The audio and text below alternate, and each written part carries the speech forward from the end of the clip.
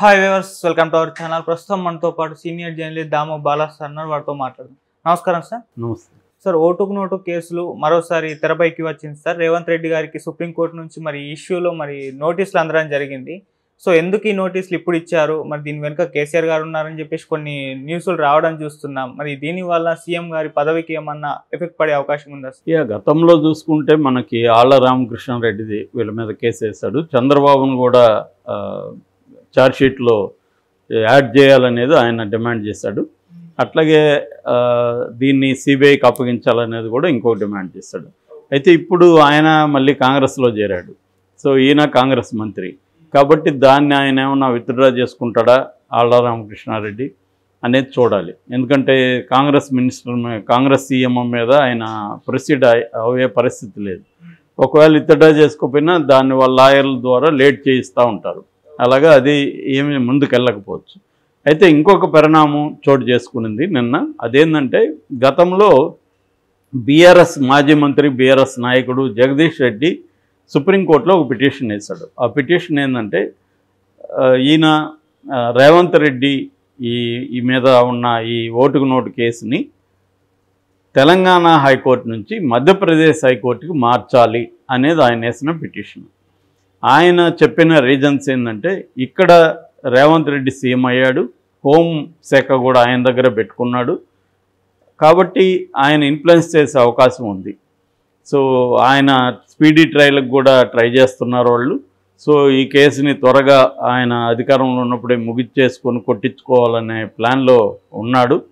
కాబట్టి ఇక్కడ ఫెయిర్గా జరిగే అవకాశం లేదు. ఎందుకంటే ఇక్కడ మొత్తం ఏసీబీ దగ్గర నుంచి అన్ని డిపార్ట్మెంట్స్ వాళ్ళ కంట్రోల్లో ఉంటాయి. హోమ్ కంట్రోల్ ఆయన దగ్గరే పెట్టుకున్నాడు. అందుకనే మిగతా మినిస్టర్లు వేరే వాళ్ళకి ఇచ్చినా హోమ్ మాత్రం తన దగ్గరే పెట్టుకున్నాడు. దానికి కారణం తన మీద మొత్తం 86 కేసుల పైన ఉన్నాయి, వాటన్నిటినీ కొట్టేయించుకోవడం కోసమే హోమ్ తన దగ్గర పెట్టుకున్నాడు అన్న వాదన వినిపించాడు. దాంతోపాటు గతంలో రేవంత్ రెడ్డి అనేక స్టేట్మెంట్లు ఇచ్చాడు. నేను అధికారంలోకి వస్తే ఏ ఆఫీసర్ని ఎలాగా ఒక్కొక్కరి సంగతి చూస్తానని చెప్పే క్రమంలో అతను దాదాపు 100 మంది పోలీసులు లిస్ట్ ఇచ్చి నేను అధికారంలోకి వచ్చినాక ఈ 100 మందిని ఎండలో న్యూడ్గా నిలబెడతానని చెప్పాడు. సో అది కూడా సుప్రీంకోర్టు సబ్మిట్ చేసింది.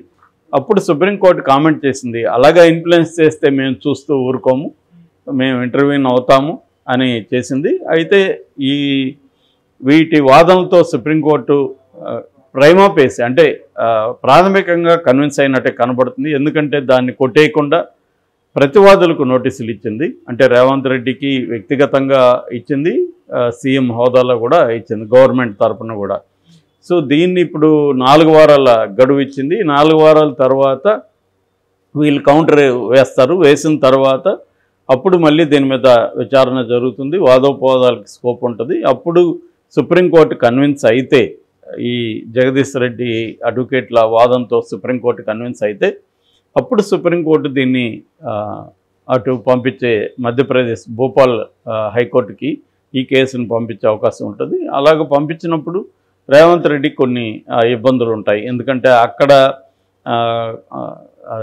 మధ్యప్రదేశ్ హైకోర్టు కాబట్టి అక్కడ ఉన్నది బీజేపీ గవర్నమెంట్ కాబట్టి రేవంత్ రెడ్డిని ఇబ్బంది పెట్టే అవకాశాలు ఉన్నాయి.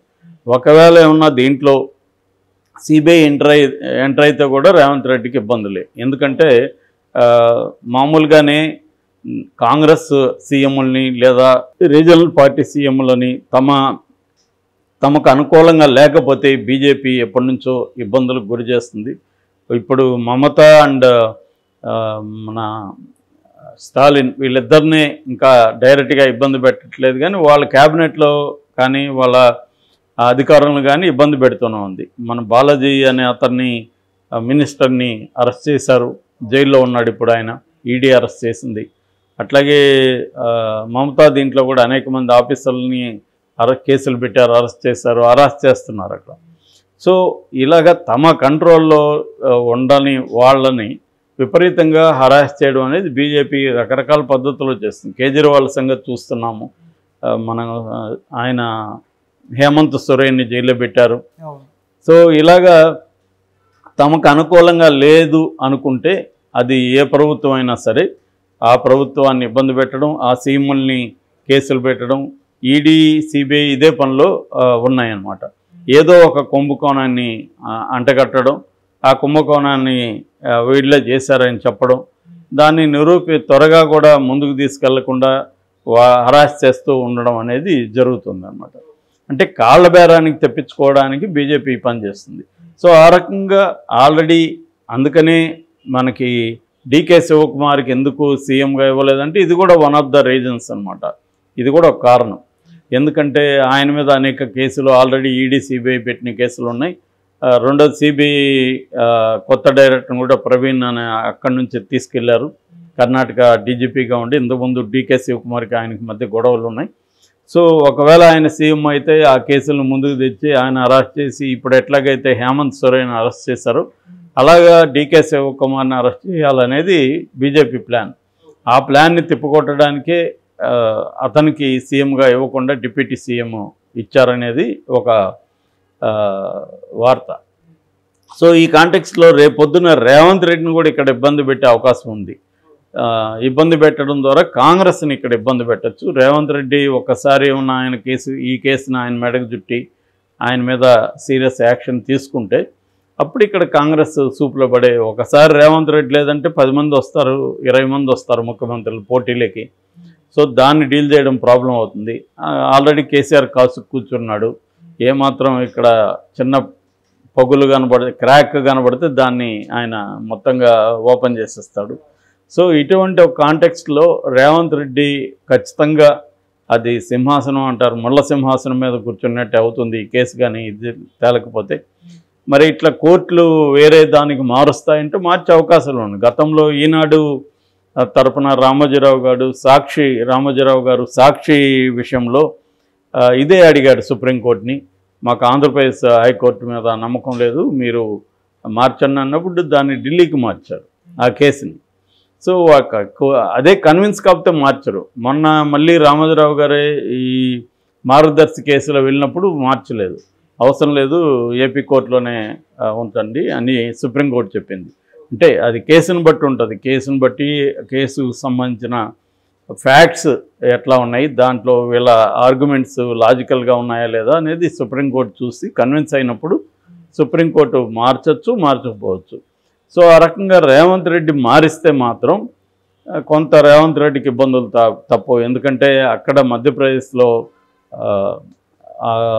బీజేపీ గవర్నమెంట్ ఉంది కాబట్టి బీజేపీ గవర్నమెంట్ కానీ అనుకుంటే రేవంత్ రెడ్డిని ఇబ్బందుల్లో పాలు చేసే అవకాశం ఉంది. ఎందుకంటే దాంట్లో ఈడీ అండ్ సిబిఐ కూడా ఎంటర్ అయినాయనుకో అప్పుడు మనీ లాండరింగ్, ఎందుకంటే వీడియోలు అంతా అప్పుడు బయట వచ్చాయి. రేవంత్ రెడ్డి దాన్ని డీల్ చేశాడు స్టీఫెన్సన్తో, మా బాస్ మిమ్మల్ని అన్నీ చూసుకుంటాడని డబ్బులంతా లెక్క కట్టిస్తున్నాడు.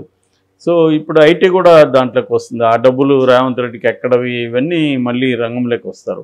అంటే ఏంటంటే బీజేపీ చేసేది తమకు ఇబ్బంది లేదు, తమకేమన్నా ఉపయోగపడతాడు అనుకున్నప్పుడు రేవంత్ రెడ్డిని ప్రోత్సహిస్తారు. ఎందుకు కేసీఆర్ని ఏమన్నా తొక్కేయాలని బీజేపీకి కానీ ప్లాన్ ఉంటే రేవంత్ రెడ్డిని ఆ మేరకు వాళ్ళు ఉంచుతారు. ఎందుకంటే రేవంత్ రెడ్డి కూడా కోఆపరేట్ చేసి కేసీఆర్ని ముందు తొక్కేస్తే అప్పుడు బీజేపీ వర్సెస్ కాంగ్రెస్ అనే ఉంటుంది. ఆ తర్వాత కాంగ్రెస్ సంగతి చూడొచ్చు అనేది బీజేపీకి ఉండే స్ట్రాటజీ. సో అది కానీ ప్రయారిటీలోకి వస్తే అప్పుడు రేవంత్ రెడ్డికి ఇబ్బంది ఉండదు. అది లేకపోతే మాత్రం రేవంత్ రెడ్డికి ఇబ్బంది.